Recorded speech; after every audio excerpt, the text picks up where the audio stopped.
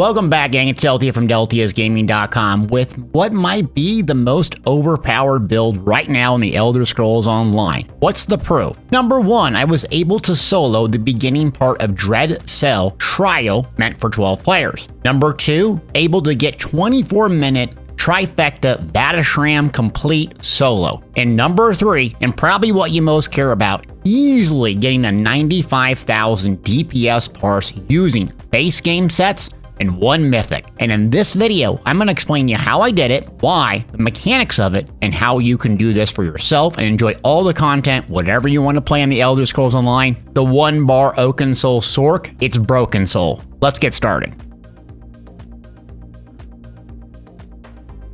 Okay, so we're going to go over everything you need to know. We're going to start with the gear because that's essentially the number 1 thing you need to understand before we get to the skills on how and why this works. Number 1, it's Oaken Soul, a mythic with the High Isles. The biggest part of Oaken Soul is it gives you the Empower buff. The Empower buff increases your heavy attacks by 80% against monsters only in PvE. So with Oaken Soul, you lean into fully charged heavy attacks using a Lightning Staff. Lightning Staff 1 is much easier to land fully charged heavy attacks, plus with the passives, it does AoE damage to mobs around the area. So with this build and Oaken Soul equipped, and I'll give you an option if you don't have Oaken Soul that's still very effective, what you can do is basically use your fully charged heavy attack as a global cooldown, kind of like your main spammable. So think of the build, Oaken Soul, your main spammable is predominantly fully charged heavy attacks, which also gives you back resources. It does damage in an AoE. It does great single target damage because on a parse demo, you can get over 120,000 landing a fully charged heavy attack on an off-balance target. More on that later. So that's the key, is Oaken Soul. And then the other 5 piece we're going to go with is a base game set. This is heavy, comes from Wayrest Sewers 1 and 2, and that's Sergeant's Mail. What this does is, when you deal a fully charged heavy attack, you gain a Sergeant's Focus, stack for 5 seconds, increasing your damage of heavy attacks by a significant amount, and it can occur every second and stack up to 4 times. So the Lightning Staff, if that fully charged heavy attack, actually procs this a couple times because it can occur every 1 second, and that channel is about 2 seconds. So with Sergeant's Mail, you're basically ripping off fully charged heavy attacks, trying to get to that 4-stack cap as fast as you can, and then always maintaining it by constantly doing heavy attacks and then weaving in global cooldowns. Unlike a traditional build using this setup, it's a fully charged heavy attack, global cooldown on an ability. Fully charged heavy attack, global cooldown on an ability. More on that later in the parse section. But that's really what you need to focus on, is maintaining that stacks and constantly holding down that trigger to keep this proc and buff up. Along with Oaken Soul, the Empower buff, it hits like an absolute jackhammer. Then the other piece that we're going to use is Stormmaster. This is medium armor. Okay, yeah, I know we're doing a magic sorc, but stick with me. It's medium armor. It comes from Tempest Island Dungeon. It's one of the overall best DPS options for heavy attack builds. This is also base game as well, so it's going to increase our damage for something we're already doing, fully charged heavy attacks. Plus the fact that it's base game and medium armor is really good. Why medium armor? Why is that so important? Well, if you don't know, ESO has a critical damage cap of 125%. So assuming you're not using a Khajiit and you're using the proper champion point setup, which I'm going to show you in a little bit, you can hit right at 125, literally the cap, using 5 medium, 1 light, and 1 heavy. You're just absolutely perfect on your stats, along with light armor having penetration. Penetration is very good stat when you're playing solo. When you're playing in a group or doing a high parse, you waste a lot of stats if you're in a bunch of light armor. So medium armor, very good. We don't need a whole lot of magic sustain because we're ripping off fully charged heavy attacks, which coincidentally give us back resources as well, magic. So it seems goofy running 5 medium armor, but it actually works, and you're seeing the video proof right here. So we're using the medium armor for that passive to get exactly the perfect amount of stat blend and not spilling over and wasting stats, if that makes sense. And then speaking of stats, we're going to go with a 1-piece slime crawl on our head, and that's going to be light. So 5 medium, 1 light, 1 heavy. We're using 1 light instead of 6 medium so we don't go over the critical damage cap. Now, there's a bunch of different gear options and different ways to play this, but I like the base game setup, and that's what I use to get 95,000 DPS, and you can actually hit 100,000 if you're perfect and get some good RNG.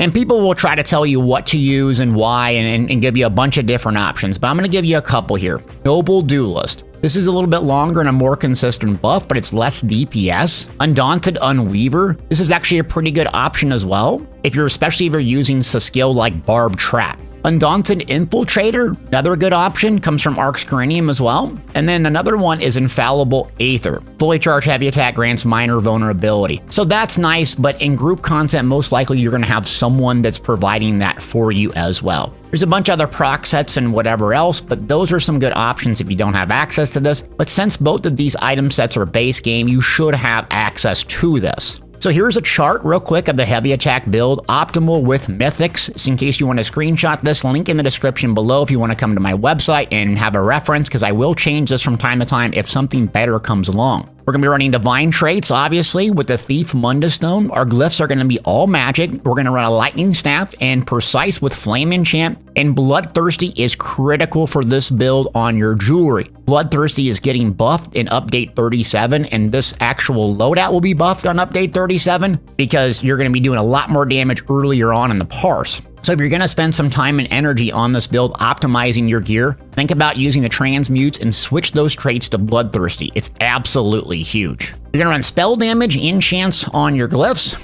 Medium armor 5, 1/1 setup, so you're going to have big stats ready to go. And that's basically the gear sets. I'm going to give you another option that actually works very, very well without mythics. So there's a set called Queen's Elegance, and this comes from the Auradon base game section. What Queen's Elegance does, when you fully charge heavy attack, you gain in power for 3 seconds. So it's not going to be as good as Oakensoul, but the whole premise of this is to maintain your Empower buff at all times. Some specific classes have their Empower buff built into the kit. I'm going to assume you don't know what that is or you don't have access to that. So Queen's Elegance is a really, really good set to run that's going to mimic some of the effect that Oakensoul does if you don't have access to mythics. And then on the body, what we're going to run is Kinra's Wrath. The reason why that's strong is Oakensoul does not give you major berserk. That's a 10% flat increase in damage. You can also run the other sets that we've already talked about, Storm Master and the other fully charged heavy attack sets. That works really, really well. But at 10%, pretty much all the time, major berserk will do a lot of damage. Plus you have a little bit utility. It provides minor berserk, increasing people's damage around you as well. Not your own, but people's around you. And if you're running Barb Trap, you'll be able to get minor berserk yourself. And then a monster helm of your choice. Mob the Inferno is really, really strong. This is going to be great with pets, does a ton of damage. Or Zons. Zons is absolutely god tier right now and one of the best monster helms in the game. It's not a pet-focused build, and you do have to be in melee range and maintain some distance, so not totally ideal for this build. And here's a screenshot of just a general chart for this in case you want to run this and you don't have Oakensoul. Let's talk about those skills, exactly what you're going to be using and why. I'm going to give you 2 loadouts. One is for solo high survivability, and then one is going to be for a parse dummy, trying to get the absolute most damage out of it to prove to your Trials Guild or whoever a big flex so you can do a lot of damage. So as terms of the 1-bar sorc, high survivability, I use almost the exact same skills. The only difference is I change some morphs and flex things in and out. The number 1 skill is the first pet, Summon Twilight Matriarch. This is the healing morph. The strength of this is not only does it heal you, it can heal someone else. You don't have to aim it. It's 28 meters, and just setting on your bar and not even activating it will allow you to do some damage passively. The other morph we're going to be using in a Parse setup, but for solo play or at a group you're unfamiliar with, don't be afraid to click this for a massive heal. I'm able to heal tanks as a full damage dealer for 33,000 on this build using this specific skill. It's an absolutely carry for hard content. Next up is going to be Volatile Familiar. This is a little guy. It acts like as an AoE melee damage dealer. It's 20 seconds, does damage every 2 seconds. You're going to maintain this buff in combat. The thing about this that's nice is you can cast it before you charge in. So consider that a priority before you jump into combat. You want to cast this. While Summon Twilight Matriarch, you just want to leave it on your bar, make sure it's activated, but not cast it unless you need a heal. Next up is going to be Daedric Prey. This is going to be our flex spot for solo content and or group content. What this does is going to make your pets hit extremely hard. So it's going to be only activated on one specific enemy at a time. That's your priority target. A boss, a mini boss, or whatever you're trying to burn down quickly. Your pets will go over there, heavy attack it, channel the pets over there, and it'll absolutely blow it up. This is your highest damage dealing ability when it comes to running this specific loadout, whether you're running the Parse or not. But it's pretty much single target focus. So you can swap that in and out when you're playing content. I like to use Mystic Orbs from the Undaunted skill line when running group content as a way to get back a massive amount of resources to my group and do big, huge AoE damage. Another good option is Razor Caltrops, massive AoE damage, and it gives a huge debuff in the group. And then also don't sleep on Hurricane from the Sorc skill line as well, because that is massive AoE. Talk a little bit more about that later, but consider this your flex spot if you need a little bit more AoE or you want something else. Next up for solo play is Critical Surge. This is just god tier healing passively. So combine Critical Surge with Summon Twilight Matriarch, you're going to have insane survivability. Very, very good solo play or group if you're uncoordinated, unfamiliar. So you're going to activate this every 33 seconds and just let it sit there. Putting on our bar actually buffs our damage via the passives, so it's not, your bar space is not going to go to waste using this ability. Feel free to swap this out if you're playing with other folks that are a little bit more coordinated and you have some off healing. Next up, we have Unstable Blockade, Unstable Wall of Elements, which we're going to use the Storm Lightning, so that's going to set off balance. Off balance is going to be a little twirly above the enemy head. Why that's important, there's a CP passive called the Exploiter. That CP will basically set off balance and give us more damage for a little bit of time. I think it's right around a 7-second uptime with about a 15-second downtime. There's some helpful add-ons that will show that when it's up or when it's down, but look for the little twirlies around their head and it'll say off balance. That's when you need to have all your buffs up and just rip off fully charged heavy attacks, especially when doing content, because you're going to get very, very hard on a Parse dummy. You're hitting for 120,000 damage.